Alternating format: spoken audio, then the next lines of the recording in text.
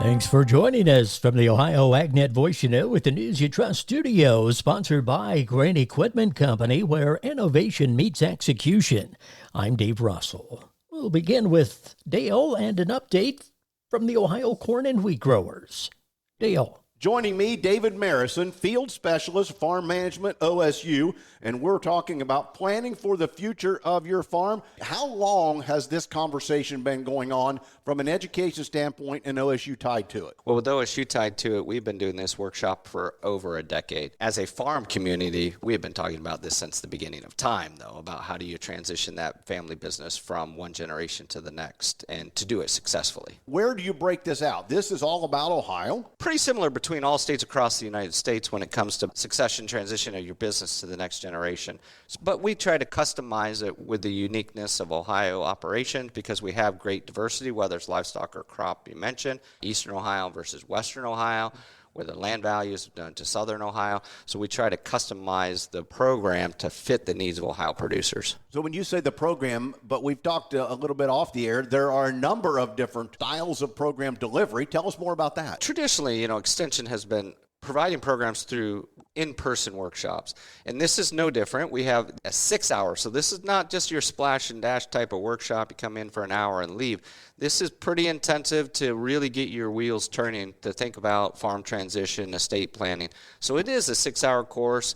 Traditionally hold those across the state. If we look at between November and next March, we have 7 of these in-person workshops across the state. There are workshops available. Find out how you can participate in any of the 3 different styles coming up. You can go to go.osu.edu/farm succession. I've been visiting with David Marison, Field Specialist for Farm Management at OSU. A new study by the Centers for Disease Control and Prevention found that some dairy farm employees showed signs of infection even when they did not report feeling sick. The CDC concluded that more bird flu testing of dairy farm employees is required. The purpose of these actions is to keep workers safe, to limit the transmission of H5N1 to humans, and to reduce the possibility of the virus changing. Well, the USDA's crop production report had a surprise for the soybean market. In most years for soybeans, the USDA does not significantly change its yield and production forecast from October to November. That's in most years. This is not one of those years. USDA's chief economist Seth Meyer says USDA's Statistics Service surprised the markets Friday by chopping its previous soybean yield estimate by almost 1.5 bushels an acre. And that drives down production 121 million bushels from the previous estimate last month. So that's a pretty big change from October to November. As a matter of fact, if I'm doing the math right, it is the biggest change in November from October since 2012. Which was a terrible drought year. The yield change did take USDA's production estimate down 3% from October, down to 4.46 billion bushels. Bean markets gained about 6 cents a bushel right after the new estimate was announced.